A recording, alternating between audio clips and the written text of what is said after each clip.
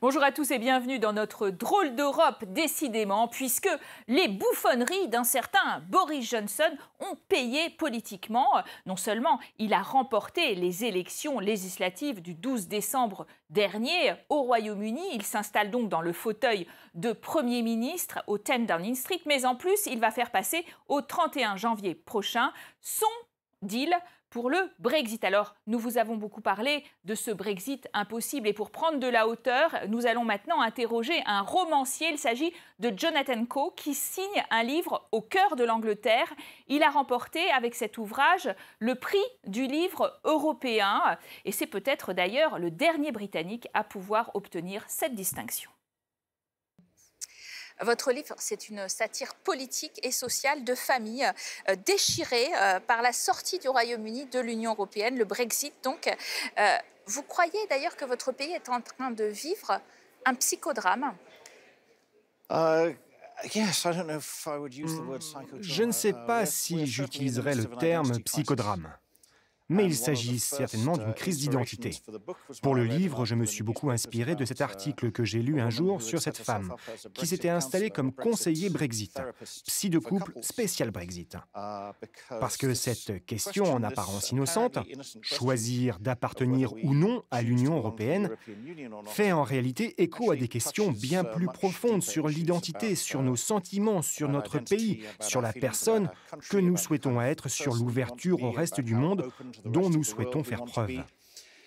Et ces questions sont si fondamentales que des couples mariés qui réalisent qu'ils ne sont pas d'accord doivent aller voir un conseiller pour faire une thérapie. Il m'est alors apparu évident que je raconterais cette histoire à travers un couple déchiré par le Brexit.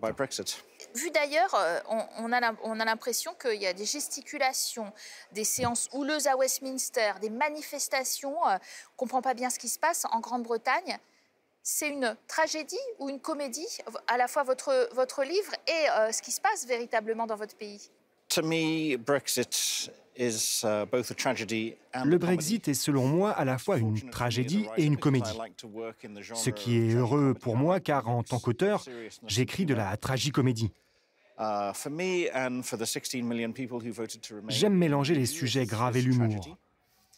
Pour les 16 millions de personnes qui ont voté pour rester dans l'Union européenne et dont je fais partie, c'est une tragédie. Nous nous sentons à la fois très européens et très britanniques. Nous sommes attachés à nos droits en tant que citoyens européens et nous allons apparemment en perdre la majeure partie dans les prochains mois et les prochaines années. Et ça, c'est tragique selon moi. Mais lors de mes voyages en Europe pour parler de mes livres et rencontrer des gens, je me suis rendu compte que la Grande-Bretagne avait cette réputation d'être sérieuse, stable, mature et digne. Et tout cela est parti en fumée ces dernières années. Le Brexit a vraiment fait voler en éclats le système politique britannique. Justement, cette figure de Boris Johnson, elle est particulièrement évoquée dans ce livre. Est-ce que vous en avez percé le mystère, le caractère, ce qu'il veut dire à votre pays?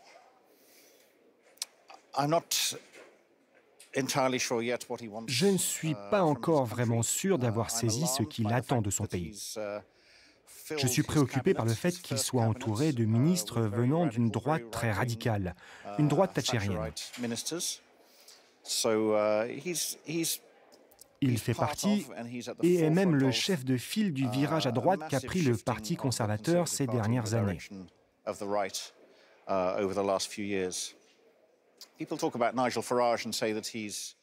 On parle de Nigel Farage comme d'un politicien raté, parce qu'il n'a jamais réussi à se faire élire au Parlement britannique. Mais en réalité, c'est lui qui a le mieux réussi sa carrière politique récemment, car il a fait du Parti conservateur le parti dont il a toujours rêvé. Il en a fait le parti du Brexit, et c'est un succès extraordinaire. Alors, c'est une suite en fait de deux autres romans, Bienvenue au club, qui décrit les années 70 un peu punk, Le Cercle, les années Blair. Comment est-ce que vous qualifieriez l'époque?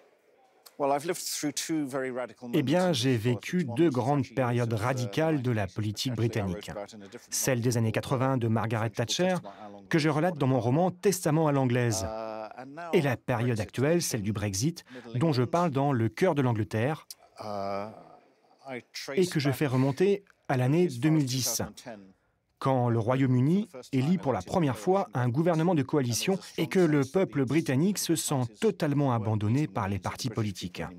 Je définirais probablement ce moment comme un moment de cynisme radical, car les Britanniques sont si désabusés par les politiciens qu'ils finissent par utiliser cette phrase terrible « Ils sont tous aussi mauvais les uns que les autres ». Pour moi, c'est l'une des phrases les plus dangereuses qui existent, car tous les politiciens ne sont pas aussi mauvais les uns que les autres. En réalité, il y a des bons politiciens, il y en a aussi des mauvais, mais les gens ne le voient pas.